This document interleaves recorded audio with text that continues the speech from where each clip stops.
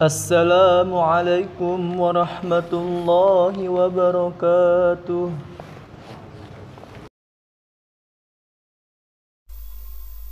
Allahu Akbar, Allahu Akbar.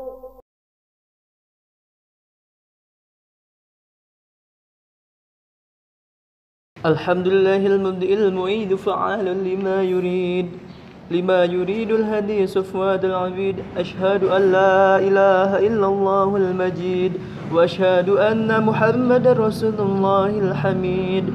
Wassalatu wassalamu ala sayyidina wa maulana Muhammad wa ala alihi wa ashabihi wattabi'ina lahul mutamassikina bi ilmit tauhid. Amma ba'du. فيا أيها الناس اتقوا الله من ظلمات التشكيك والتوديد. أعوذ بالله من الشيطان الرجيم. قد أفلح المؤمنون الذين هم في صلاتهم خاشعون والذين هم عن اللغو معرضون والذين هم للزكاة فاعلون. Hadirin sidang Jumat yang berbahagia, semoga bermanfaat bila pada kesempatan ini kita buka dengan ungkap kembali makna sholat yang setiap waktu kita kerjakan. Hal ini dianggap penting sebab ada salah satu sabda Nabi SAW yang menyebutkan barang siapa yang benar sholatnya maka benarlah perilakunya. Yang menjadi persoalan adalah apakah ucapan dan perbuatan kita sehari-hari merupakan penjelasan dari sholat yang telah kita kerjakan? Jawabannya berpulang kepada kita masing-masing. Hadirin kaum muslimin, sekurang-kurangnya ada 3 kelompok atau 3 macam bentuk manusia yang mengerjakan sholat ini. Yang pertama, orang sholat tetapi belum sholat. Yang kedua, orang sholat, orang yang tidak sholat. Yang ketiga, orang yang benar-benar sholat.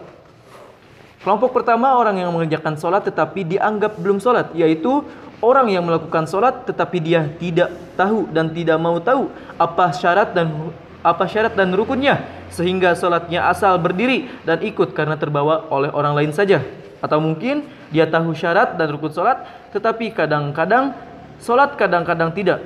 Atau bisa jadi sholatnya rutin, sholatnya dan rukunnya baik, bacaannya benar, waktunya juga tepat, namun tidak pernah merasakan dan menyadari bahwa dia sedang sholat. Mengapa? Sebab hatinya sedang berada di luar sholat. Mungkin hatinya sedang di kantor, di ruang kuliah atau perpustakaan, di ladangnya, di sawah, atau sedang berada di entah di mana. Atau yang dimaksud dengan orang sholat tetapi belum sholat adalah mereka yang mengerjakan sholat tetapi masih senang dengan segala bentuk kemaksiatan. Dia sholat tetapi masih mau berjudi, mabuk-mabukan, dan main perempuan. Dia sholat tetapi masih mau korupsi dan mengambil hak orang lain. Dia sholat tetapi masih suka bermusuhan dengan dan memutuskan tali silaturahmi. Dia sholat tetapi punya rasa iri dan dengki. Dia sholat tetapi masih mau memfitnah saudaranya. Dan dia sholat tetapi masih mau memperjualbelikan kebenaran dengan sejumlah uang. Bagi orang yang sholatnya seperti ini, Nabi SAW mengatakan sama saja dengan tidak sholat. Ya'ti 'alan nasi zamanu yusalluna wa la yusallun. Akan datang pada suatu masa banyak manusia melakukan sholat tetapi sebenarnya mereka tidak sholat. Kelompok kedua, orang yang meninggalkan sholat sama sekali. Barangkali orang ini tidak perlu lagi mendapatkan sholatan lebih jauh karena sudah jelas masalahnya. Orang semacam ini disebut oleh Allah Subhanahu wa taala, fa khalafa min ba'dihim khalfun adaa'u salata wattaba'u syahawah fasawfa yalqauna ghayya. Maka datanglah sesudah mereka pengganti yang jelek yang menyia-nyiakan sholat dan memperturutkan hawa nafsunya, maka mereka kelak akan menemui kesesatan. Quran Surat Maryam ayat 59. Kelompok ketiga, orang yang sholat dan benar-benar sholat. Orang yang termasuk dalam kelompok ini ialah orang yang di samping tahu syarat dan rukun sholat, mengerjakan sholat setiap waktu, hadir hatinya di hadapan Allah Subhanahu wa taala. Juga sholat baginya merupakan standar perilaku kehidupan sehari-hari dan telah menjadi perisai dan perbuatan keji dan mungkar. Firman Allah Subhanahu wa taala, "Innas sholata tanha 'anil fahsya'i wal munkar." Sesungguhnya salat itu mencegah diri dari perbuatan keji dan munkar. Quran surat Al-Ankabut ayat 45.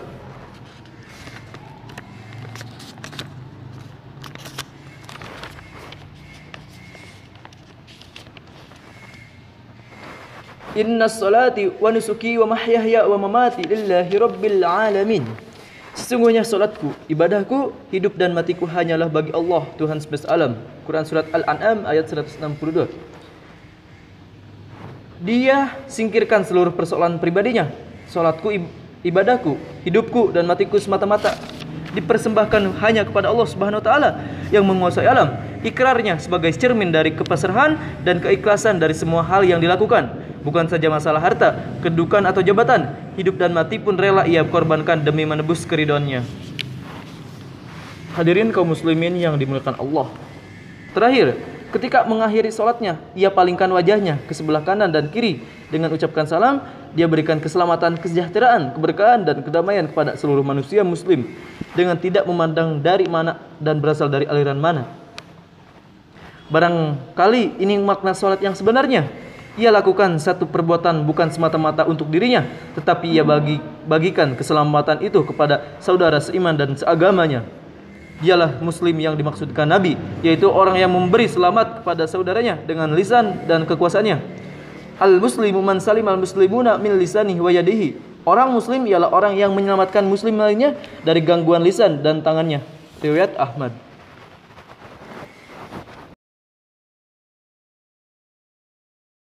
Inna Allaha wa malaikatahu yusalluna 'alan nabiy ya ayyuhalladzina amanu sallu 'alaihi wa sallimu taslima.